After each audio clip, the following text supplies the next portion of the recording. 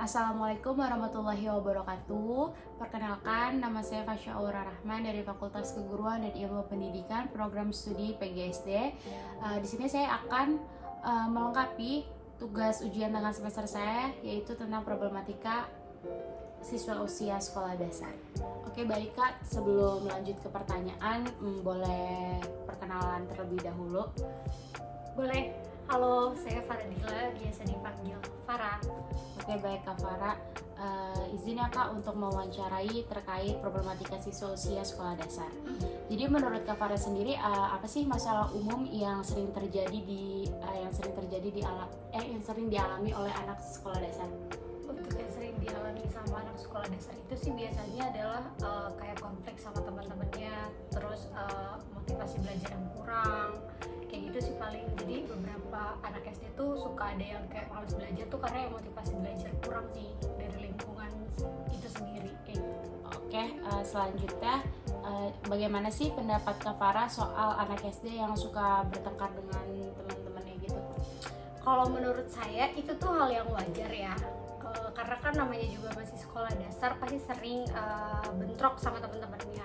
Cuma kita balik lagi sebagai orang dewasa itu kita harus penting mengajarkan kepada mereka tuh empati dan penyelesaian masalah itu tuh gimana. Yang penting komunikasi sih menurut saya gitu.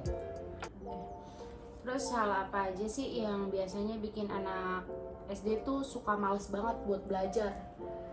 Oh, kalau yang bikin anak SD suka males belajar ya, itu tuh bisa banget karena kurangnya motivasi di lingkungan keluarga itu sendiri. Karena kan kadang, ya balik lagi ya, saya kan juga punya keponakan. Kadang tuh keponakan saya tuh males belajar tuh karena ya itu motivasi kurang dari ibu bapaknya. Terus bisa juga materi yang mungkin kurang menarik buat dia gitu. Jadi makanya sih itu yang bikin dia males belajar. Sama sekarang tuh juga kadang-kadang yang bikin males belajar kebanyakan main handphone sih. Gitu sih. Nah, solusinya itu gimana Kak buat menghadapi anak-anak yang seperti itu? Solusinya itu yang pastinya adalah kita harus kasih motivasi atau afirmasi positif ke anaknya, apa pentingnya belajar buat mereka. Kita juga bisa kasih tahu kita bisa juga kasih mereka tuh reward gitu, kayak misal kalau mereka mau belajar, mau ikutin apa metode pelajaran kita, itu kita bisa kasih reward gitu. Jadi kan kalau misalnya kita iming-imingin reward gitu, nanti anaknya kayak mau nurut gitu, mau belajar kayak gitu. Sama paling apa ya, yang paling penting itu adalah udah sih itu aja cukup. Terus kan anak zaman sekarang nih suka banget nih ya Kak bermain gadget nih. Nah, menurut Kak Farah sendiri gadget untuk anak-anak SD tuh kelebihan dan kekurangannya apa? Sebenarnya ada banyak kelebihannya, banyak kekurangannya, tapi kelebihan yang in generalnya itu adalah dengan gadget itu pasti banyak banget sesuatu hal yang bisa dicari sama anak SD. Kayak maksudnya bisa sekarang di handphone, di gadget gitu kan kita bisa explore di Google gitu, misal apa yang kita nggak tahu itu semuanya bisa, jadi bisa buat belajar juga gitu. Kalau minusnya itu mungkin apa ya, minusnya itu lebih ke anak itu kalau misalnya main gadget itu kan pasti nge-games dan nonton YouTube. Nah di situ tuh kadang yang bikin mereka tuh nggak menggunakan gadget dengan baik, jadi malah nonton, dan orang tuanya kadang juga ngebiarin anak itu buat nonton, jadi waktu belajar tuh kurang kayak gitu. Tapi kalau dibilang ada kelebihan kekurangannya, itu kelebihannya sebenarnya bisa nge-explore sesuatu yang lebih baru, dan kekurangannya itu adalah tidak dipergunakan dengan baik gadgetnya gitu. Jadi menurut kakak sendiri gadget tuh mempengaruhi belajarnya si anak itu nggak sih Kak? Iya dong, mempengaruhi belajarnya si anak gitu, karena gimana ya, penting sebenarnya anak tuh belajar dari gadget, karena ya itu tadi sama kayak pertanyaan sebelumnya itu, supaya anak tuh bisa nge-explore sesuatu yang baru gitu. Jadi kalau misalnya tanpa gadget ya mungkin bisa, cuma ada gadgetnya lagi tuh kadang ngebantu mereka untuk mencari jawaban-jawaban yang kadang kita juga bingung kayak gitu. Itu sih, itu menurut saya. Itu sih Kak Fasya. Terus kalau misalkan nih penting nggak orang tuanya tuh harus selalu memantau gitu pergerakan anaknya setiap sedang bermain gadget? Oh penting sih, itu penting banget menurut saya, karena kalau misalnya nggak diawasin kan takutnya mereka kayak satu, kalau misalnya nggak diawasin sama orang tua mereka bisa lupa waktu. Itu yang udah sering terjadi di anak-anak sekolah dasar gitu kan, bahkan sebelum sekolah dasar pun itu kalau nggak diperhatiin sama orang tuanya itu bahaya ya buat anak-anak. Pokoknya kayak gitu deh. Lanjut Masya. Selanjutnya, apa sih harapan Kak Farah terhadap pihak sekolah dalam membantu anak yang mengatasi kesulitannya? Kesulitan apa nih? Kesulitan Dalam belajar, dalam belajar. menangkap materi-materi.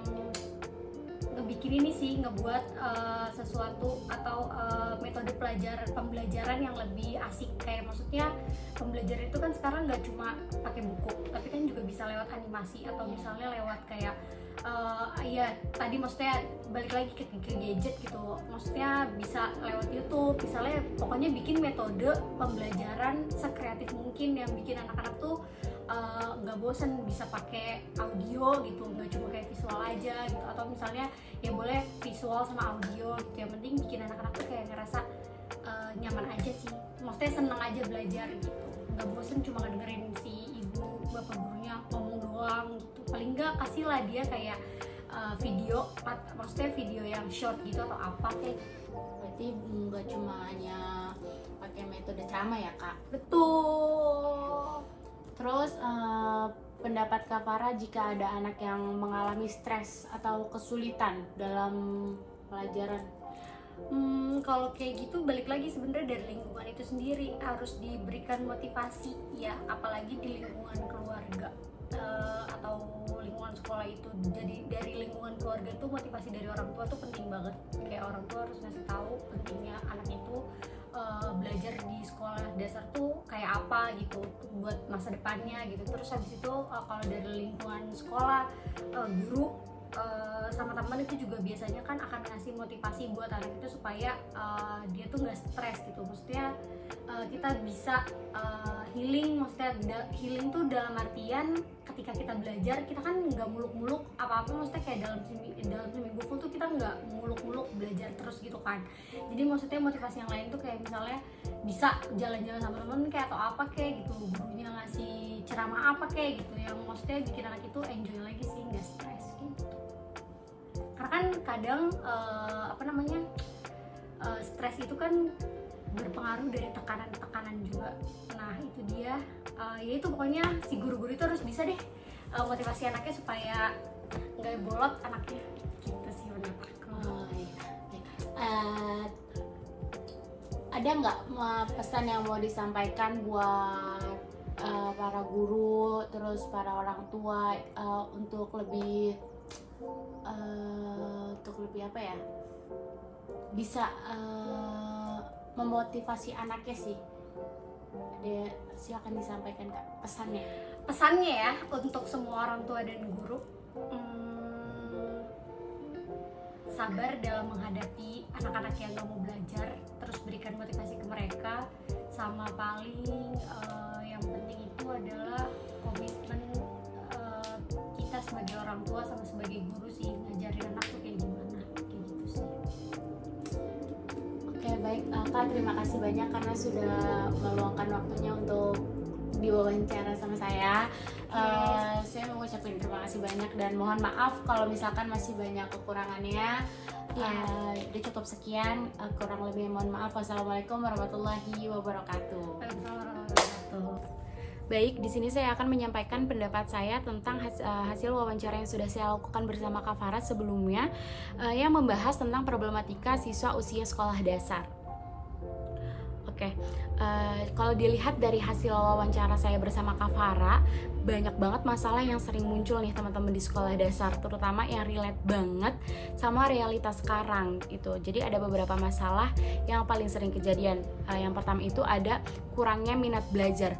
Banyak banget murid yang ngerasa bosen di kelas karena metode belajar yang itu-itu aja.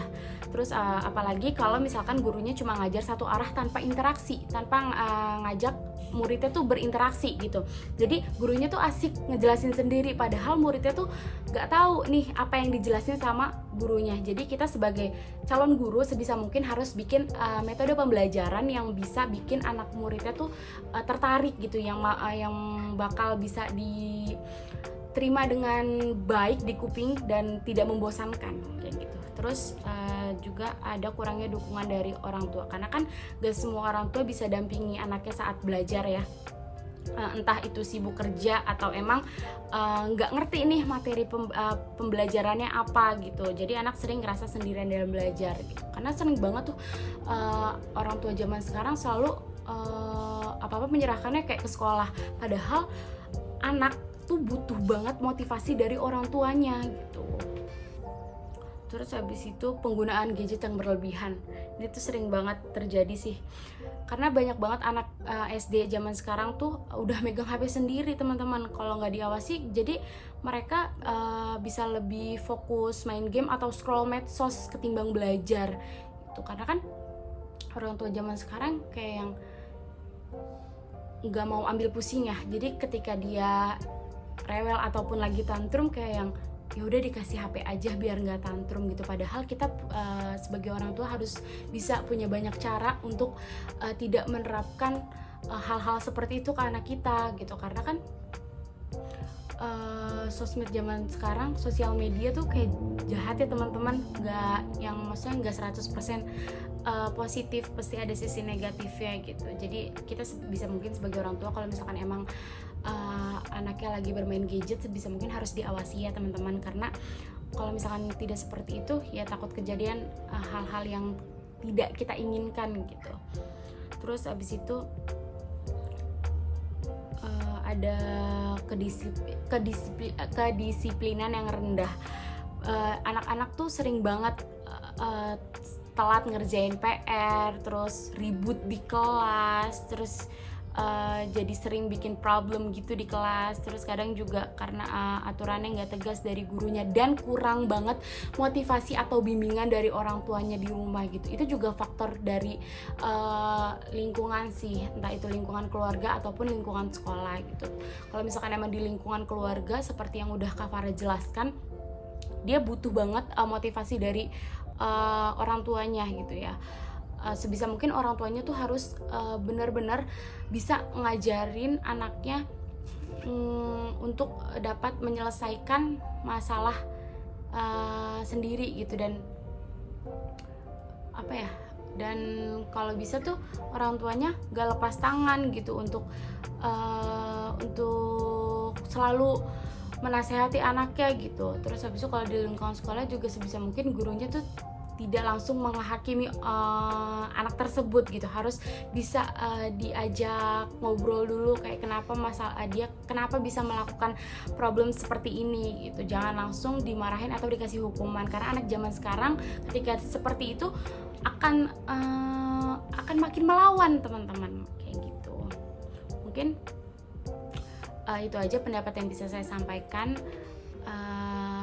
Kalau misalkan emang masih ada yang belum saya sampaikan, saya minta maaf.